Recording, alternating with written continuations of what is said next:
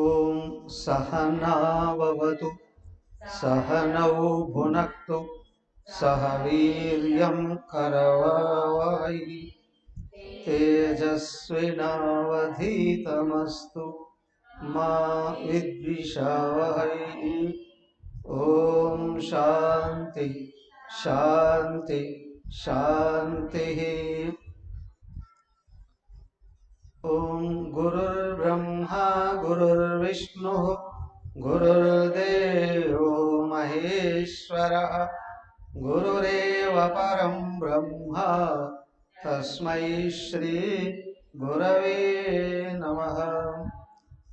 ఓం ప్రపన్న పారిజాతాయ స్తోత్రవేత్రైకపాణయే జ్ఞానముద్రాయ కృష్ణాయ గీతామృతదుహే నమః. ఓం సచ్చిదానందరూపాయ విశ్వోత్పత్యాదిహేతవే తాపత్రయ వినాశాయ శ్రీకృష్ణాయ వయం నమః.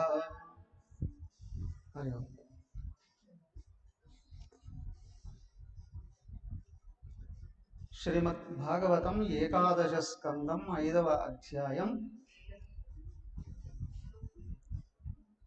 18 శ్లోకాలు పూర్తి చేశాం. 19వ శ్లోకం చదవండి ఒకసారి. రాజోవాచ కస్మిన్ కాలే స భగవాన్ కిం వన్న కీదృశో నృభిః నామ్నా వాకేన విధినా పూజ్యతే తదిహోచ్యతాం. ఖరభాజనమువాచ కృతం త్రేతా ద్వాపరం చ కలిత్యేష కేశవ నానావర్ణాభిధాకారో నానైవ విధినిజ్యతే.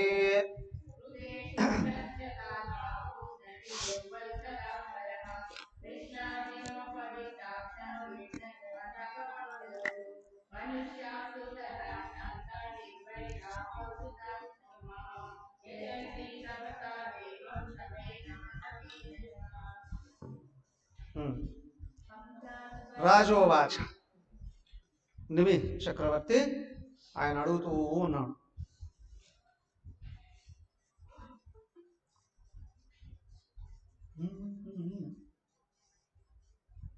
అయ్యా ఓ మహర్షులారా, భగవంతుడు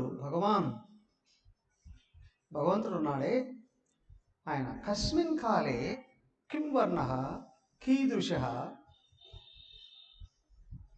ఏ ఏ కాలాలలో ఏ ఏ వర్ణాలలో ఏ ఏ రూపాలు దాల్చి ఏ ఏ పేర్లతో పిలువబడతాడో పూజించబడతాడో దయచేసి నాకు చక్కగా వివరించయ్యా. భగవంతుడు ఏ కాలంలో ఏ వర్ణంలో ఏ పేర్లతో ఉద్భవించి పూజించబడతాడు అంటే ఒక విధంగా ఏంటంటే ఆయన అవతారాలన్నిటి గురించి చెప్పండి. ఇంకో ప్రశ్న, ఇంతకుముందు చెప్పేశాడు కదండి, ఇంకా కొనసాగుతున్నది కదా. వెంటనే లాస్ట్ ఆయన 9వ ఋషి ఖరభాజనుడు ఆయన చెప్తున్నాడు. కృతం త్రేత ద్వాపరంచ కలి ఇత్యేషు కేశవ నానావర్ణాభిధాకారు నానైవ విధినిచ్యతే. అయ్యా కృత త్రేత ద్వాపర కలియుగాలలో నారాయణ భగవానుడు అనేక వర్ణాలలో రంగులు కూడా, వర్ణము అంటే స్థూలంగా రంగు, వర్ణము అంటే చాతుర్వర్ణాలు, బ్రాహ్మణ క్షత్రియ వైశ్య శూద్ర వర్ణాలలో అనేక రకాలుగా జన్మలెత్తాడండి. 4 వర్ణాలలోనే జన్మించారు.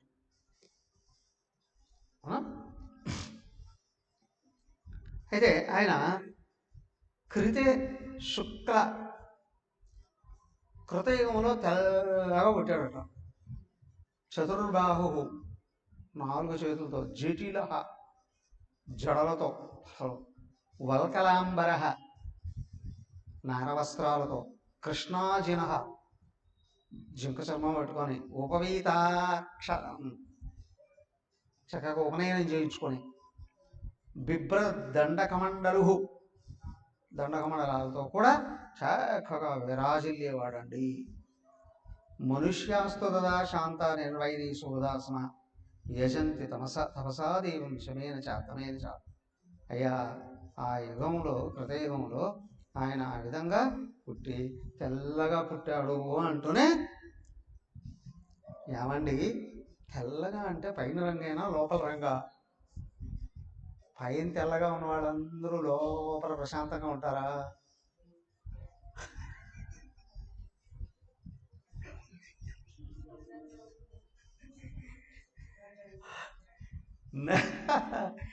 నల్లగా పుట్టినంత మాత్రాన ఏం ఉత్తమ గుణాలు లేవనుకుంటారా? అనేక రకాలుగా. నారాయణ భగవానుడిది ఏ రంగు? నారాయణ భగవానుడిది ఏ రంగు? అసలు ఆయనది ఏ రంగు? అసలు ఏ రంగు? సో ఇక్కడ ఆయన కృతయుగంలో శ్వేతవర్ణంలోనే ఉద్భవించాడండి. కృతయుగంలో ఎక్కడ ఉద్భవించాడు చెప్తున్నాడు. అది కూడా ఆయన అక్కడ శ్వేతవర్ణంతో వచ్చాడు, చక్క జడాజుతో ఉన్నాడు, ఇవి నారవస్త్రాలను ధరించాడు, కృష్ణాచనం పట్టుకున్నాడు, యజ్ఞోపవేదం వేసుకున్నాడు, రుద్రాక్షమాలు వేసుకున్నాడు, దండక మండలాలు కూడా పట్టుకున్నాడు. ఏమయ్యా, ఆ యుగంలో ఆయన్ని శాంత స్వభావం కలిగినటువంటి వారిగా కొలిచేవారు. అవునా?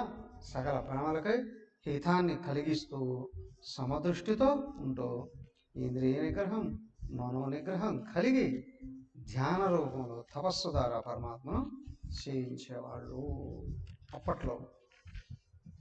అలాగా ఆయన కనిపించేవాడు కాబట్టి మరి కొలిచేవాళ్ళు. దానికి చూడండి, కృతయుగంలో యజ్ఞయాగాలు జరగలేదు ఎక్కువగా. అక్కడ ధ్యానమే ప్రధానంగా ఉండేది. ఎక్కడ మనిషికి అవసరానికి మించి విషయ సేకరణ, ధన సేకరణ జరుగుతుందో ధర్మం అడుగంటిపోతుంది, నిగ్రహం కోల్పోతుంది, శాంతి దూరం అయిపోతుంది. దానికే కృతయుగంలో ఏది అవసరం అది మాత్రమే సంపాదించుకునేవాడు. హాయిగా తిని ప్రశాంతంగా కూర్చునేవాడు. ఇంటికి తాళం వేసి వచ్చానా లేదా, వస్తువులు ఎక్కడ పెట్టారో ఏంటి, అది ఇప్పుడు పనివాళ్ళు లోపలికి ఏం చెప్తారు, అవునా, ఎవరు వస్తారా, ఏమి లేదు అన్ని తలుపులే వేయాల్సిన అవసరం ఉండేది కాదు. ఎప్పుడు చూసినా ధ్యానంలో ఉండేది.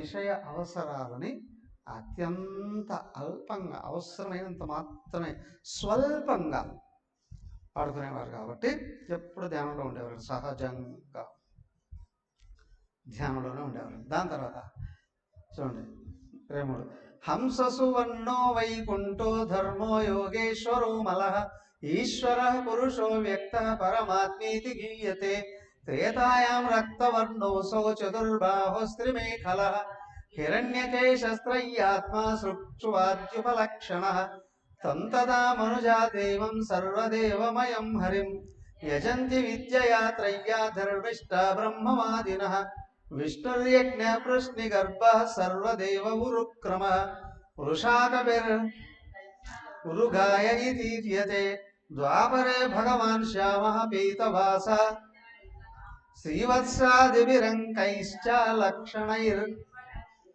తంతదా పురుషం వర్త్య మహారాజోపలక్షణః యజంతి వేదతంత్రాభ్యాం నమస్తే వాసుదేవాయ నమః సంకర్షణాయ చ ప్రద్యుమ్నాయ నిరుద్ధాయ తుభ్యం భగవతే నమః నారాయణాయ ఋషయే పురుషాయ మహాత్మనే విశ్వేశ్వరాయ విశ్వాయ సర్వభూతాంతరా. ఓకే, ఏమయ్యా అప్పుడు ఆ యుగంలో హంస రూపంలో వ్యక్తమయ్యాడు. సనక సనందనాథులకే బ్రహ్మదేవుడితో సహా వాళ్ళకందరికి జ్ఞానాన్ని బోధించాడు. హంస గీత. సుపర్ణుడు మంచి రెక్కలు కలిగిన వాడు అని. అంతేకాదు సుపర్ణుడు అనే పేరుతో కూడా పుట్టాడు. వైకుంఠుడు అని పిలిచేవాడు.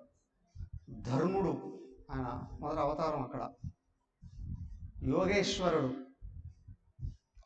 అమలుడు, ఈశ్వరుడు, పురుషుడు, అమరేశ్వరం అని కదా.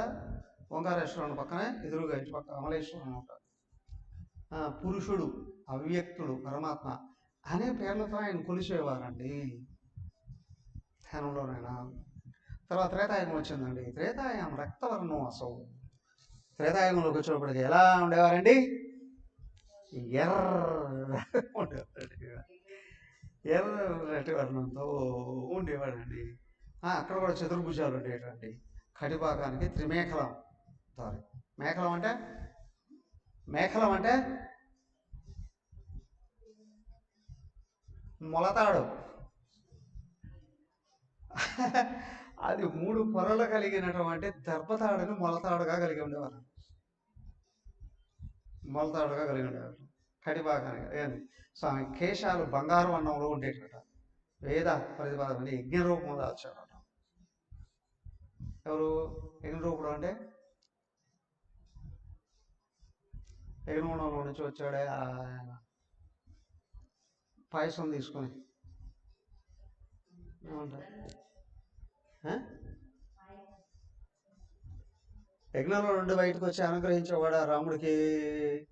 పుట్టేటప్పుడు కూడా ధన్వంతరి రూపం కూడా ఆయనే కదా. ధన్వంతరి రూపం కూడా ఆయనే. యజ్ఞ రూపం. దానికి ఆయన కూడా ఏమంటారు? యజ్ఞవరాహమూర్తి. వరాహతాన్ని కూడా యజ్ఞవరాహమూర్తి అని అంటారు. ఆ రూపంలో కావాలి కాబట్టి. ఎందుకంటే నీళ్ళల్లో మునిగిపోయింది భూమిని పైకి తీసుకురావాలి అని అంటే నీళ్ళల్లో ఉండగలిగేది ఏది? వరాహమూర్తిలాగా పైకి తీసుకొని వచ్చాడు భూమిని కూడా. ఆ విధంగా కదా. అది సూక్ష్మవాచాలు బట్టి యజ్ఞం కూడా చేసి కదా. యగాలు ధర్మనిష్ట వాళ్ళు వేదాధ్యయనందు అధ్యాపన పారంగతులైనటువంటి వాళ్ళు రూపంలో కూడా ఆయన ఉండేవాడండి. 4 వేదాల ద్వారాగా అప్పుడు ఆయన్ని ఆరాధించేటువంటి వాళ్ళండి. దాని తర్వాత విష్ణుడు యజ్ఞ కృష్ణిగర్భ సర్వదేవ ఉరుక్రమ వృషాకవి జయంతశ్చ ఉరుగాయ ఇతీర్యతే. ఈ విధమైన పేర్లతో కూడా ఆయన పిలిచేవారట అప్పుడు. విష్ణువు అని, యజ్ఞపురుషుడు అని, ప్రశ్నిగర్భుడు. ఎవరైనా ప్రశ్నిగర్భుడు?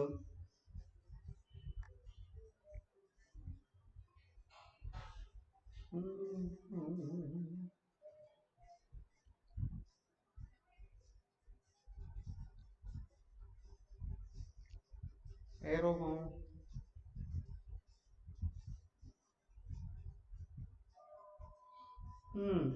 చూద్దాం. కృష్ణగర్భుడు అని కూడా పిలువబడే అనమాట. సర్వదేవుడు, ఉరుక్రముడు. ఈయనెవరు? ఉరుక్రముడు ఎవరు?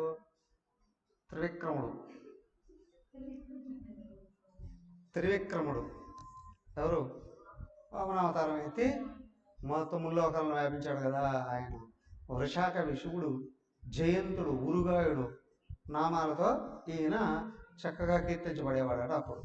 తర్వాత ద్వాపరే భగవాన్ శ్యామ పీతవాస నిజాయుధ శ్రీవత్సాది అంకైశ్చ లక్షణైరుపలక్షిత. ద్వాపరయుగంలో భగవంతుడు శ్యామవర్ణంలో పుట్టాడట.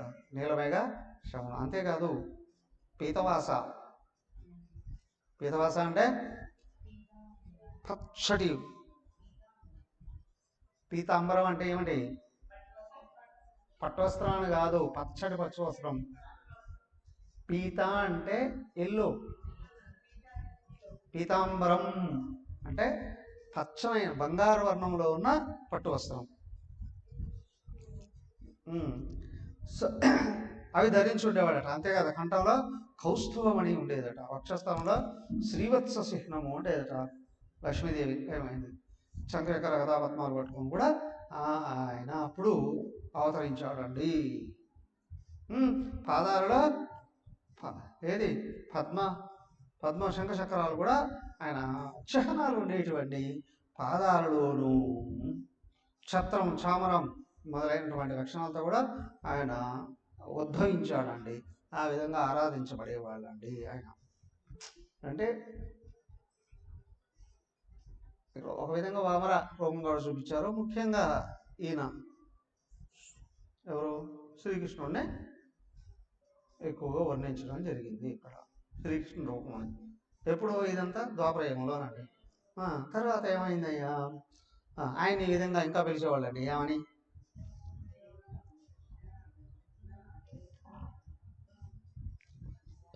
నమస్తే వాసుదేవాయ,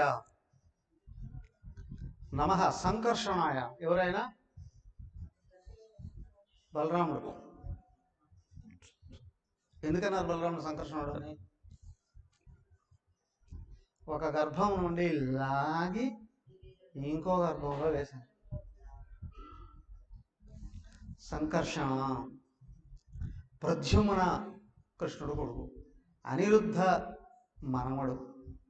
తుభ్యం భగవతే నమః ఆ విధంగా కొలిచేవారు. నారాయణాయ ఋషయే అని మహామంత్రాలు. నారాయణాయ ఋషయే పురుషాయ మహాత్మనే విశ్వేశ్వరాయ విశ్వాయ సర్వభూతాత్మని ఇలాగా కూడా పిలిచేవారండి. నారాయణుడు ఋషి, మహాపురుషుడు, మహాత్ముడు, విశ్వేశ్వరుడు, విశ్వస్వరూపుడు, సర్వభూత అంతరాత్ముడు అని కూడా పిలిచేవారు. ఇక్కడ ద్వాపరయుగంలో.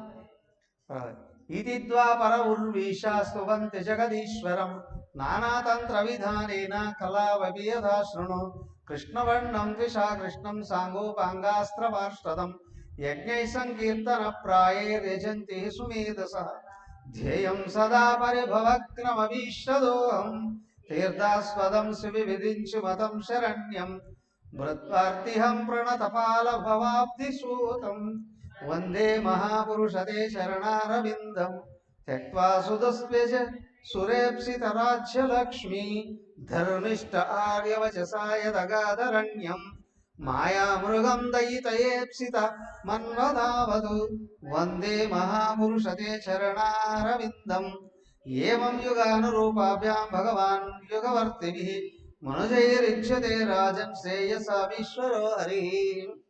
ఓకే, ఇది ద్వాపర. ఈ విధంగా ద్వాపరయుగంలో ఉర్వి ఈశ ఈ భూమిని పరిపాలించినటువంటి భూమికి నాయకుడుగాను ఆయన కనిపించాడు కదా. ఆరాధించారు జగదీశ్వరం. నానా తంత్ర విధానైన కలవు అపి యథాశృణు. అయ్యా అనేక రకాల విధి విధానాలలో కలియుగంలో కూడా ఆయన ఆరాధించారు. ఎవరయ్యా కలియుగంలో?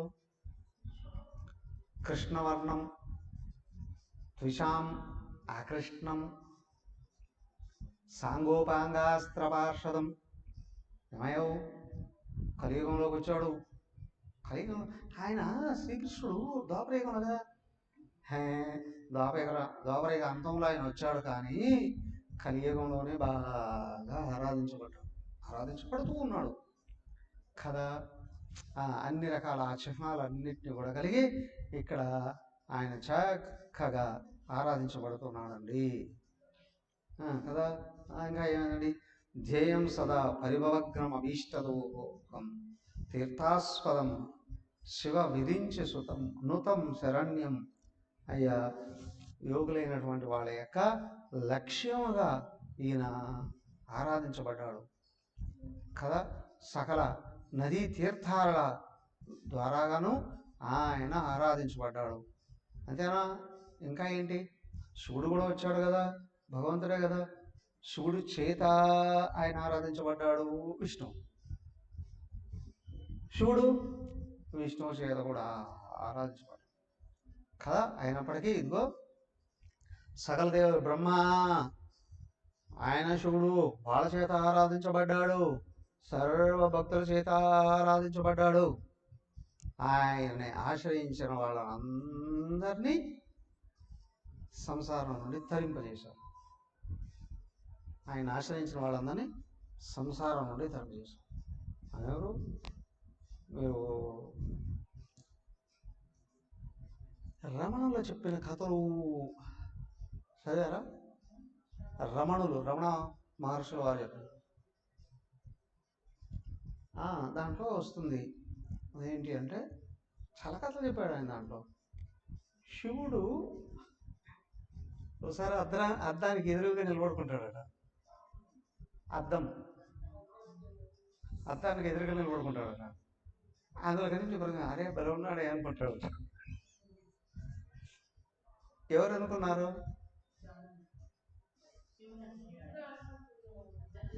ఎవరిని చూసి? వెంటనే వాడు అద్దంలోంచి బయటకు వచ్చేసాడు. ఎప్పుడైతే అద్దంలో ఉన్న ప్రతిబింబాన్ని చూసి భలే ఉన్నాడు అనుకున్నాడో బయటకు వచ్చేసాడు. ఆయన భూలోకంలోకి వచ్చాడు. సుందరేశ్వరుడు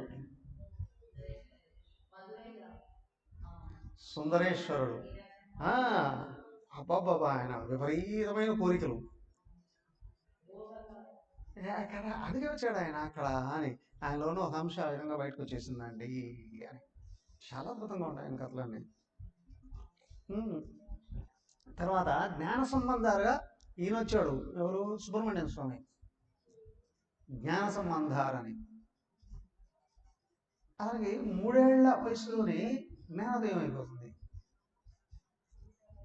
సాక్షాత్ వాళ్ళ నాన్న పురోహితుడు తీసుకొని వచ్చి టెంపుల్కి పూజ చేయడానికి వచ్చి ఆ పైన నిలబెట్టి కొలంలోకి వెళ్తాడు స్నానం చేసి రావడానికి. కొనేరులోకి వెళ్ళొచ్చే లోపల ఈ పిల్లాడు భయపడి అరుస్తాడు. అటు తిరుగుతూ ఉంటే అటు పక్క ఉత్సవ విగ్రహాలన్నీ ఉంటాయి. ఆ ఉత్సవ విగ్రహాల్లో ఒకటి దుర్గాదేవి, పార్వతీదేవి విగ్రహం. అమ్మవారు కూర్చొని ఉన్నట్టు పద్మాసనం వేసుకున్నట్టు ఉంటుంది. వెళ్ళి ఆ ఒళ్ళో కూర్చుంటాడు. ఒళ్ళో కూర్చొని ఈ పిల్లాడు ఏం చేస్తాడు? ఆకలి అయ్యిందే ఏమో పాలు తాగాలి ట్రై చేస్తాడు. పాలు వచ్చేస్తాడు. ఆ విగ్రహం ఉండే పాలు తాగేస్తాడు. పాలు తాగేస్తాడు. ఎవరు ఉంటాయి కదా ఇంటర్నల్ అసంబంధాలంతా ఆయనేగా. కాబట్టి ఇక్కడ పాలు తాగేటప్పటికి వాళ్ళ నీ లోపల బయటకు వచ్చాడు. పాలంతా కారుతూ ఉంటాయి. నీకు పాలు ఎక్కడి నుంచి వచ్చాయిరా అని చూస్తే అదే అమ్మ ఇచ్చింది అంటాడు. నేను వెళ్ళి చెప్పమ్మా నువ్వే కదా ఇచ్చావు. ఈ పిల్లాడు కనిపిస్తూ ఉంటుంది, ఆయన కనిపించవు. ఆ తర్వాత వాళ్ళ నానే ఆ కొడుక్కి పరమ సేవకుడుగా మారుతాడు. ఆయన మొత్తం తమిళనాడు అటువైపు కేరళలో కొన్ని ప్రదేశాలంతా దేశాటన చేస్తారు.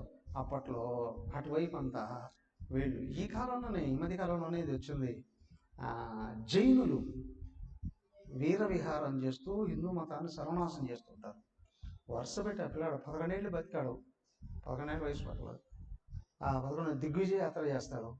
ఈ జైనుల్ని ఓడించి చిత్రవధ చేసి తరివేస్తాడు అందరినీ. అతను 16 సంవత్సరంలో పెళ్లి చేస్తారు.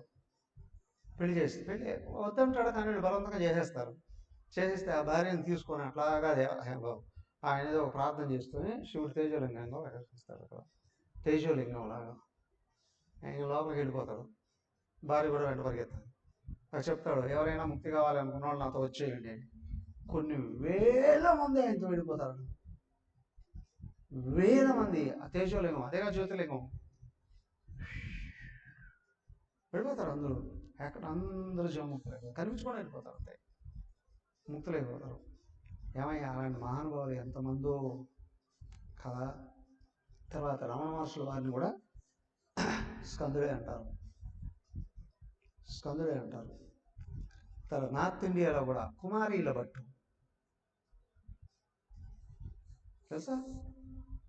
మండన మిశ్రుడు గురువు గారు కుమారీల భట్టు. ఈయన గురువు జైమిని గురువు వ్యాసుల వారు. కుమారీల భట్టు ఆయన కూడా సుబ్రహ్మణ్య స్వామి. అక్కడ బౌద్ధ మతాన్ని తరిమేస్తారు. నార్త్ ఇండియాలో లేకుండా. సో ఏమయ్యా, భగవంతుడు ఎక్కడ ఎక్కడ ఎప్పుడెప్పుడు ఇన్ని రకాలుగా ఉద్భవించాడయ్యా అందరినీ అనుగ్రహించడం కొరకు. అంతేకాదు త్యక్వా సుహృత్ త్యజే సురూపేప్సిత రాజ్యలక్ష్మీ ధర్మిష్ట ఆర్యవశస యదా గాధరణ్యం.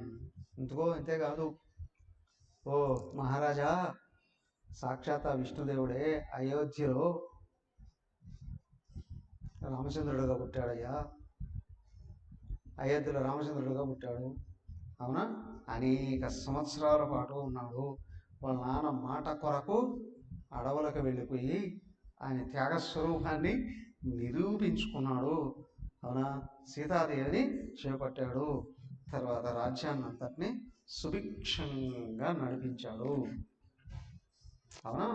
ఇలాగా కూడా జరిగిందయ్యా. ఇంకా కలిం 36 కలిం సభాజయంత్యార్య గుణజ్ఞ యత్ర సంకీర్తనే నైవ సర్వం స్వార్థోభిలభ్యతే నక్యంతః పరమో లాభో దేహినాం రామ్యతావిహ యదో విందేత పరమాం శాంతిం నశ్యతి సంస్కృతి.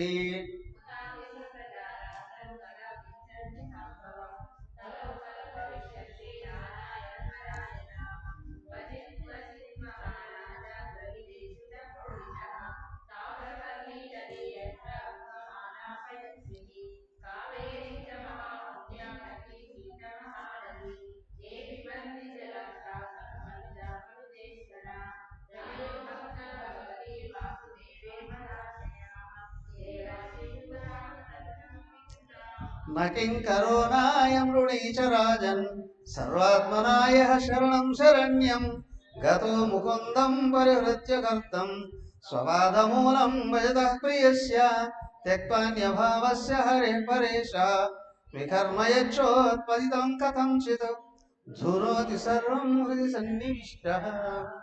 ఓకే. కలియుగంలో సభాజయంత్య ఆర్య గుణజ్ఞ సారభాగిన ఇతర సంకీర్తనేని సర్వ స్వార్థో విలభ్యతే. అయ్యా, ఈ కలియుగంలో కూడా భగవంతుడిని అనేక రకాల గుణ వైభవాలతో ఆరాధించడం అనేది జరుగుతుంది. రాముడు అంటేనే గుణాభిరాముడు, సుగుణాభిరాముడు కదా. అలాగే ఏమయ్యా, భగవంతుని ఎందుకు ఆరాధిస్తారు? ధర్మార్థ కామ మోక్షాలు 4 కొరకు ఆరాధించడం అనేటువంటిది కలియుగంలో కూడా బాగా జరుగుతున్నాయా కదా. అయ్యా, కలియుగంలో నిజంగా భగవంతుడి యందు నిజమైన భక్తి కాని ఉంటే ధరించిపోతారు. భక్తితోనే ధరించిపోతారు. భక్తి అంటే పూజ చేస్తే సరిపోతుందా? నైవేద్యాలు పెడితే సరిపోతుందా? లేదా భజన చేస్తే సరిపోతుందా? నామజపం చేయాల్సిందా? భగవంతుని ఇష్టపడడమే భక్తి. ఇప్పుడు నీకు ఏదైనా కావాలి అంటే ముందు నువ్వు ఇష్టపడాలి కదా. నాకు ఇష్టం అండి, నాకు చాలా చాలా ఇష్టం అండి, దగ్గర కావడం అనేటువంటి జరుగుతుంది. దానికి దేవుడు అంటే ఇష్టం అనేది ఎక్కడైతే ఉందో ఎవరు దూరం చేయలేరు ఇక. అవునా? ఏమండి, నువ్వు పూజ చేస్తావా? భక్తి లేనప్పుడు ఏదో ఒక శాపం చెప్తారు. అవునా కదా? భక్తి అనేది ఉన్నప్పుడు వచ్చింది అవకాశం పరిగెత్తుకుంటూ వెళ్ళిపోతారు. రోజు ఇంట్లో పూజ చేస్తారా? మా ఆయన చేస్తారండి, మా మామయ్య చేస్తారండి, మా తాతగారు చేస్తారండి, ఎవరు చేస్తారండి. నీకు ఇష్టం ఉందా లేదా? నువ్వు దేవుని కోసం ఏం చేస్తున్నావు? భజన చేస్తున్నావా? పూజ చేస్తున్నావా?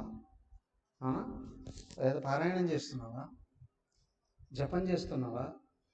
అధ్యయనం చేస్తున్నావా? ధ్యానం చేస్తున్నావా? వీటిలో ఏది లేదు అంటే భక్తి ఎక్కడ ఉంది? ఇంకా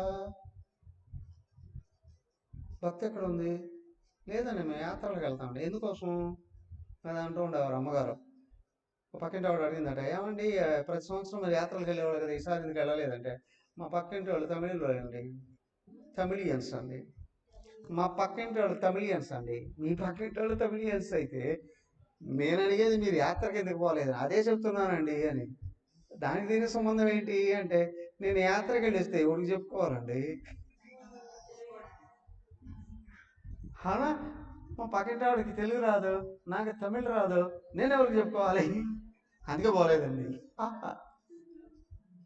అవునా? దేనికోసం చేస్తున్నావు కదా? ఇక్కడ ఇష్టం అనేది ఉన్నప్పుడు అవును పరిగెత్తుకుంటూ వెళ్ళిపోతారు చూడాలి అని. హాలిడేస్ వస్తే ఏదో క్షేత్రానికి వెళ్ళాలి అని కొంతమంది చూస్తారు. అవునా? హాలిడేస్ వస్తే గోవాకి వెళ్దామండి అని కొంతమంది, గోవాకి వెళ్దామండి హాలిడేస్ వస్తే పబ్బులకో క్లబ్బులకో వెళ్ళేసి వద్దామండి అని కొంతమంది అనుకుంటారు కదా. ఒక్కొక్కరు ఒక రకంగా ఈ ఎంత ఎందుకంటే జరిగినా ఎవరికి ఏది ఇష్టం ఉంటే అదే చేస్తారయ్యా, వేరే ఏం లేదు. ఎవరికి ఏది ఇష్టమో అదే. నీకు దేవుడు అంటే ఇష్టం ఉంది అంటే నీ మనసు పరిగెత్తుకుంటూ వెళ్ళిపోతుంది. మనసు అంజూరు రమణ మనసులో చిన్నప్పుడే పరిగెత్తుకుంటూ అరుణాచలంలోకి వచ్చాడు చేసి అప్పా అంటే వెళ్ళిపోయాడు అరుణాచలేశ్వర దగ్గర. వెళ్ళలేదు మళ్ళీ ఆయన తిరిగి వెళ్ళలేదు. సో కాబట్టి ఇక్కడ ఏంటి అంటే ఇష్టం అనేది ఉంటే ఎవరు ఆపలేరు. సేవ అండి, సేవ అంటే ఏంటి? మీ పిల్లలకు మీరు స్నానాలు చేయించరా, బట్టలు వేయరా, అవునా, ఫుడ్ పెట్టరా, నిద్రపుచ్చరా? ఇక్కడ కూడా అదేగా. సో కాబట్టి సేవలు, నేను సేవ చేస్తున్నా, మా పిల్లలకు సేవ చేసామంటే మేము ఎవరన్నా చెప్పుకుంటారా ఏమన్నా? చెప్పలేరు. ఎందుకు? అసలు గుర్తే ఉండవు. ఎక్కడ ఇష్టం ఉందో అక్కడ గుర్తుండవు. ఇష్టం ఎక్కడైతే ఎగిరిపోతుందో ఆ స్థానంలో స్వార్థం వచ్చి కూర్చుందో, అవునా, నేను ఎంత సేవలు చేశాను అని, ఎంతెంత సేవలు చేశాను ఆ భావాలన్నీ బయటకు వస్తాయి. కానీ ఇక్కడైతే గుర్తు. ఎందుకంటే నువ్వు నిజంగా దైవాన్ని ఇష్టంతో సేవించావా, అక్కడ కొలవలేనంత ఆనందాన్ని పొందుతావు. అవునా? ప్రశాంతంగా ఉంటావు. అంతేకాదు నువ్వు చేసే పని ఏదైనా సరే నీకు అనుకూలంగా ఫలితాలు ఇస్తుంది. మూడో విషయం గుర్తించండి, నిజంగా సేవలు చేసిన చోట సమాజం గౌరవిస్తుంది. అవునా? దేవుడికి సేవ చేస్తున్నావు, గురువులకు సేవ చేస్తున్నావు, సాధు సత్పురుషులకు సేవ చేస్తున్నావు, సమాజం గౌరవిస్తుంది అక్కడ. అంతేకాదు అక్కడ ఏమవుతుందంటే నిరంతర అభివృద్ధి ఉంటుంది. ఇప్పుడు సమాజ సేవని అనేక రకాలుగా కూడా చేస్తూ ఉంటారండి. అనాథ శరణాలయాలు, ఓల్డేజ్ హోమ్స్, అఫ్కోర్స్ చేయొచ్చు. కానీ అక్కడ గౌరవం రావచ్చు రాకపోవచ్చు, ప్రశాంతత రావచ్చు రాకపోవచ్చు కదా. కానీ ఇక్కడ ఉంది, ఖచ్చితంగా ఉంది. ఎందుకు? వాళ్ళ ఆశీర్వాదం ఉంటుంది, వాళ్ళ గైడెన్స్ ఉంటుంది, వాళ్ళ రక్షణ ఉంటుంది. చెప్పాడు కదా అక్కడ, మహాత్ములకు సేవ చేస్తే వాళ్ళ పుణ్యాలు అన్నీ వీళ్ళకి వచ్చేస్తాయండి, అన్నీ వస్తాయి కదా. కాబట్టి ఎవరైతే భగవంతుడికి సేవ చేస్తూ ఉన్నారో వాళ్ళ జీవితం ఆనందంలో వృద్ధి అవుతుందండి. దానికే చెప్పారు, అయ్యా కలియుగంలో భగవంతుడు సేవ చేసేవాళ్ళు కూడా చాలా పెరుగుతారు. అవునా? దక్షిణ భారతదేశంలో అత్యధికంగా మహాత్ములు కూడా పుడతారండి. కేరళలో తపోవనం, నారాయణ గురువు, చట్టాంబి స్వామి గారు, గురుదేవులు, అవునా, శంకర్ల వారు ఎంతమంది వచ్చారు, శివగురు అనే ఒక, తమిళనాడులో సుధానంద స్వామీజీ, మహాత్ములు ఎంతమంది తయారయ్యారు. దానికే అన్నారు, సౌత్ ఇండియా నుండి ఇటు వస్తే ఆంధ్రప్రదేశ్లో ఎంతమంది తయారయ్యారు. మన గురువుగారు, అమ్మగారు కేరళలో పుట్టిన మలయాళ స్వామి గారు ఆంధ్రప్రదేశ్లోకి వచ్చేసారు. గడ్డి రామకృష్ణ స్వామి గారు, ఇలా ఎంతమంది మహానుభావులు ఇక్కడంతా పుట్టి నది స్థానాలలో ఉండి వాళ్ళు తరిస్తూ అందరినీ ధరింపజేసే ప్రక్రియను వాళ్ళందరికీ చూపించారు. వాళ్ళ సన్నిధికి వచ్చినటువంటి వాళ్ళందరినీ కూడా కర్మల నుండి, కర్మబంధనాల నుండి బయటపడి వేసేసారు కదా. కాబట్టి ఏమయ్యా, ఇంకో విషయం కూడా చెప్తారు, కలియుగంలో అత్యంత తొందరగా భక్తులు ముక్తులు అవుతారు. అల్పాయుష్కులే అయినా అత్యంత తొందరగా ముక్తులైపోతారండి ఇక్కడ దైవాన్ని తెలిసి సేవించినటువంటి వాళ్ళు. ఆయన చెప్పుకుంటూ మధ్యలో నారదుల వారు వచ్చారు. నారదవు వాచ ధర్మాన్ భాగవతా నిత్యం శ్రుత్వాధమిథిలీశ్వర జాయంతే యాన్మునేన్ ప్రియత తతోంతర్దదిరే నిద్దా సర్వలోకస్య పశ్యత రాజా ధర్మానుస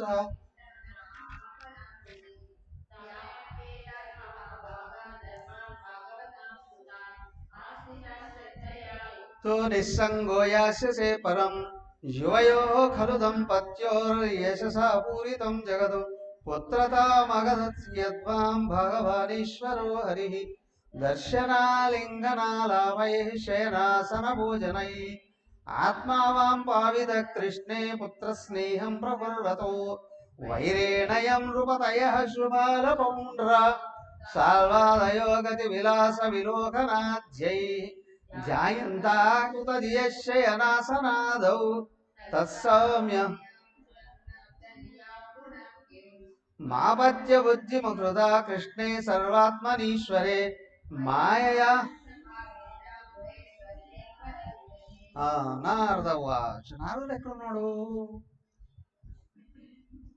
ఎక్కడున్నాడు?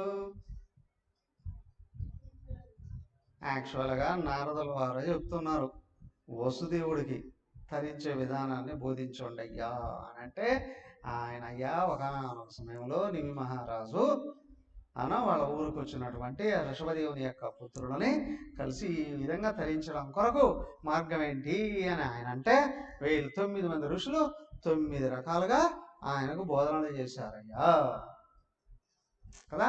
అక్కడ జరిగిందండి ఇది. ఓకే అప్పుడు మిథిలాధిపతి మహారాజు ఉన్నాడే నిమి మహారాజు, ఆయన ఇవన్నీ విన్నటువంటి వాడు చాలా ఆనందంతో ఆయన దగ్గర యజ్ఞంలో పాల్గొన్నటువంటి వాళ్ళు ఉన్నారు. ఋత్వికులు పురోహితులు గురువులు అందరితో కలిసి ఈయన ఋషభదేవుడి యొక్క కుమారులకి విధి విధానంతో చక్కగా పూజ నిర్వహించాం, గురు పూజ నిర్వహించాం.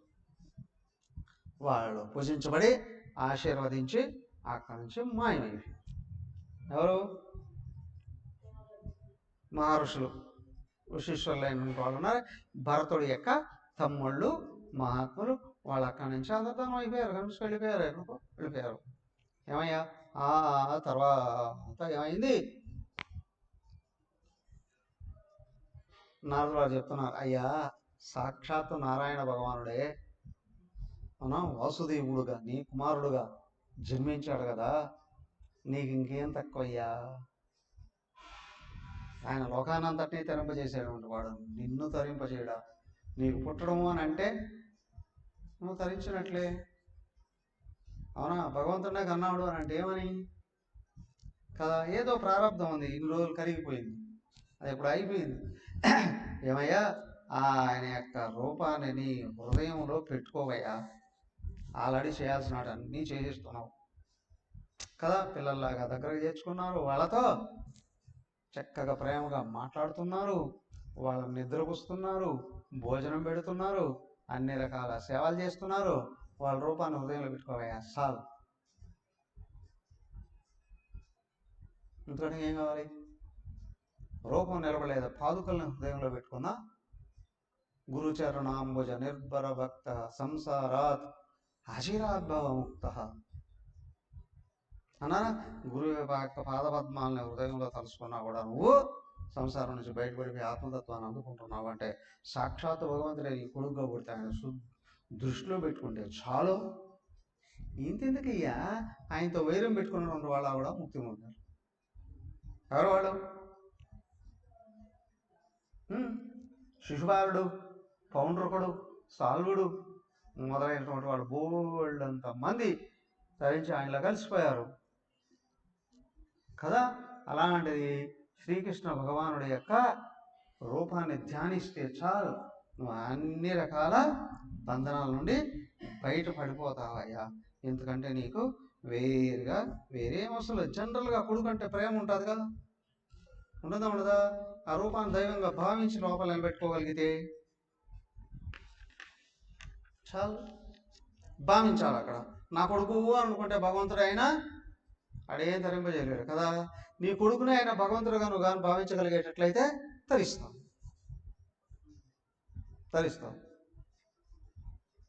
ఒక ఆమె ఒక పెద్ద ముస్లాం 60 ఏళ్ళ పైన ఉంటాయి, మనవాడిని సంకలో వేసుకొని ఒక మహాత్ముడి దగ్గరికి వెళ్ళి చెప్పింది, ఏమని, నాకేదో ఉపదేశం అయ్యా, నీకెందుకు ఇప్పుడు ఏంటి అని చెప్పింది. నాకు కొడుకు కోడలు యాక్సిడెంట్లో చనిపోయే చిన్న అవునా శిశువు నాకు వదిలేసి వెళ్ళిపోయారయ్యా, ఈ పిల్లాన్ని చూసుకుంది. సరే ఆయన అన్నాడు, కృష్ణ మంత్రం ఏదో చెప్పు, అయిపోయింది. కృష్ణుడిని మనసులో భావించుకుంటూ నువ్వు జపం చేసుకో అన్నాడు. మరి సంవత్సరము తర్వాత ఏదో కొద్ది రోజులకి మళ్ళీ ఆయన వచ్చాడు. వస్తే వెళ్ళి బోర్మ ఏడ్చేసింది. ఏమని అంటే, అయ్యా నువ్వేమో మంత్రం ఇచ్చావు, ఆ దేవుణ్ణి ధ్యానించుకోమన్నావు, నా మనసు 24 గంటలు కళ్ళు మూసినా కళ్ళు తెరిచినా వీడేమవుతాడో అని నా మనవడే కనిపిస్తూ ఉన్నాడయ్యా, నేను దేవుణ్ణి ఎట్లాగ మనసులో పెట్టుకుని ఆయన ఎట్లా అది ఆయన చూశాడు. సరే నీ మనవాడిని దేవుడు అని భావించుకో, నేను ఇచ్చిన మంత్రాన్ని జపించుకో, నీ మనవాడు కనిపిస్తున్నాడు కదా, కళ్ళు తెరిచిన కళ్ళు మూసిన ఒక ఆయన భగవంతుడు అనుకో. కూడా చాలా ఈజీ అని అనిపించింది.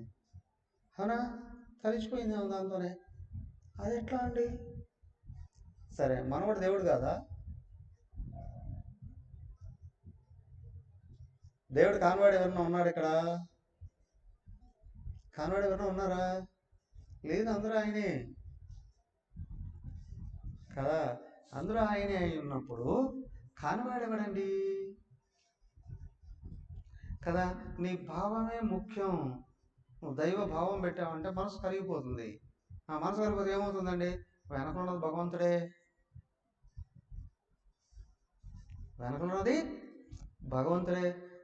దీపం పెట్టామండి ఆరిపోతుందేమోనని క్రీస్తు దీపం ఏదో చిమిని పెట్టారు, తెల్లారేటప్పటికి ఏమవుతుంది? మసినుడుకు అని ఉంది. అది తీసాం, మొత్తం కడిగేసాం, ఏమైంది? ఇప్పుడు ఏది అసలుదో అట్టే ఉంది, మిగతాది బయట నుంచి వచ్చింది బయటే వెళ్ళి కదా. అలాగే ఇక్కడ దేహం చక్కగా కనిపిస్తూ ఉంది. ఇప్పుడు అలాగే లోపల జ్యోతి స్వరూపంగా ఆయన అందరిలో ఉన్నాడు. నీ మనసుకు పట్టిన మురికి ఏదైతే ఉందో, అవునా, మసి ఏదైతే ఉందో, మొదట నిన్ను మర్చిపోయేటట్టు చేశాడు, ఆ తర్వాత ఇతరులను కూడా మర్చిపోయేటట్టు చేశాడు. ఇప్పుడు మొట్టమొదట నీకు ఇష్టమైన వాళ్ళలో గుర్తు చేసుకో, నీ మనసు కరుగుతుంది, నిలబడుతుంది అని అంటే తర్వాత నీకు కూడా నీ స్వరూపం కూడా నీకు అర్థమైపోతుంది. ఏమని? అందరిలో ఉన్నవాడు ఒక్కడేనయ్యా.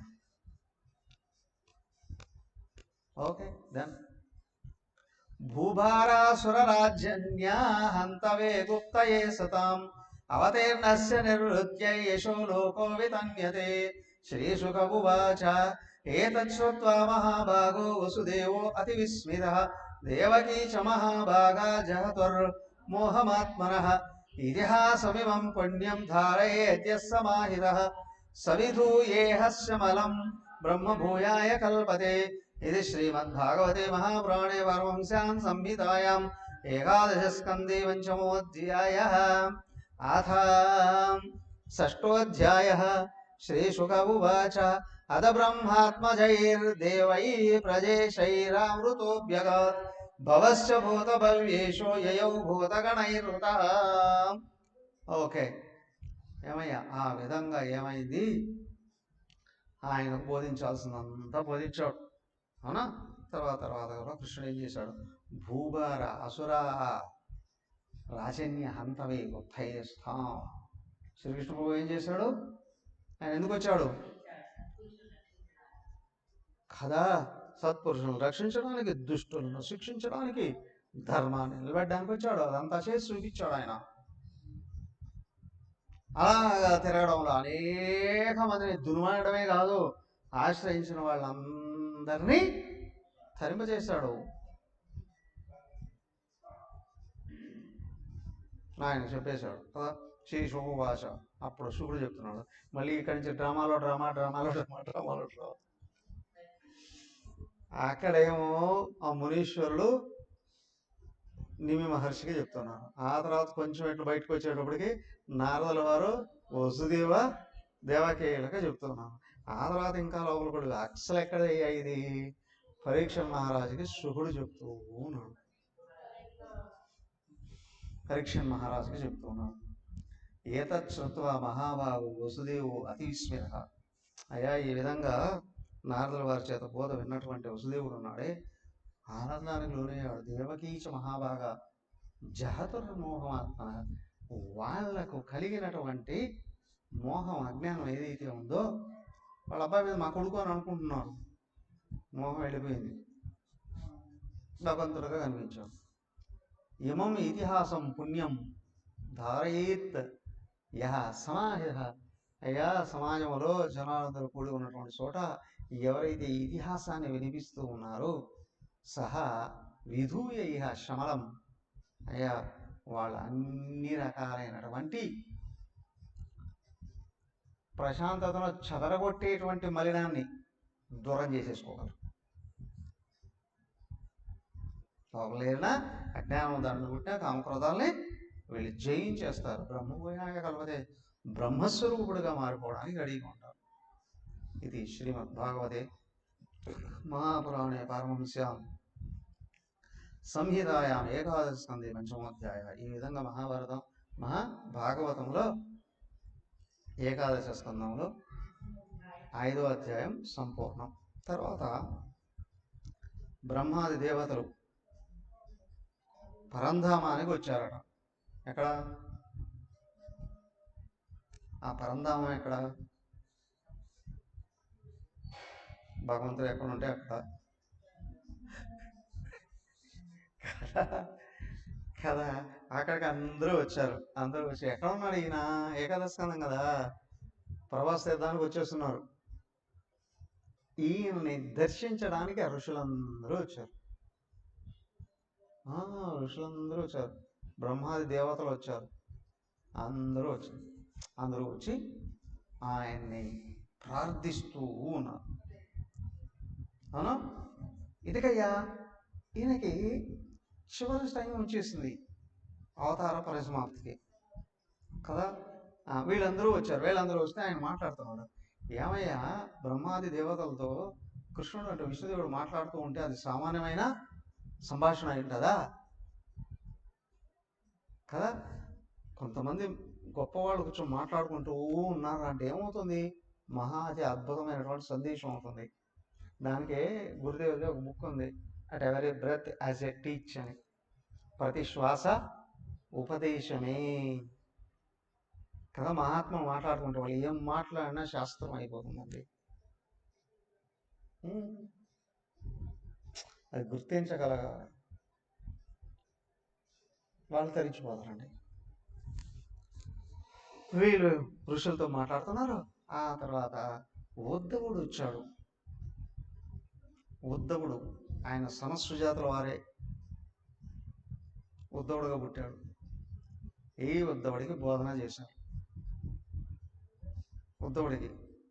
ఈ ఉద్ధవుడికి చేసిన బోధన ఏదైతే ఉందో ఉద్ధవ గీత అన్నారు. అయితే ఈయన చెప్తాడు, అయ్యా, ఇది పూర్వం దత్తాత్రేయుల వారు యదు మహారాజుకు బోధిస్తారయ్యా అంటారు. యదు మహారాజు అంటే యదు వంశం కదా శ్రీకృష్ణుడిది, వాళ్ళ వంశంలో ముందున్న ఆయన కదా. అప్పుడు ఆ విధంగా యదు మహారాజు ఈ దగ్గర బోధన విని తరించిపోయాడయ్యా. ఓ ఉద్ధవా, ఇదిగో నీకు బోధించిపోతాం. నెక్స్ట్ 7వ అధ్యాయం 7వ అధ్యాయం నుండి ఒక 3-4 అధ్యాయాలు ఉద్ధవ గీత. ఇది 6. దాని తర్వాత రాబోయే. ఓకే, తర్వాత చూద్దాం. ఓం సర్వే భవంతు సుఖినః, సర్వే సంతు నిరామయాః, సర్వే భద్రాణి పశ్యంతు, మా కశ్చిద్ దుఃఖభాగ్ భవేత్. ఓం శాంతి శాంతి శాంతి.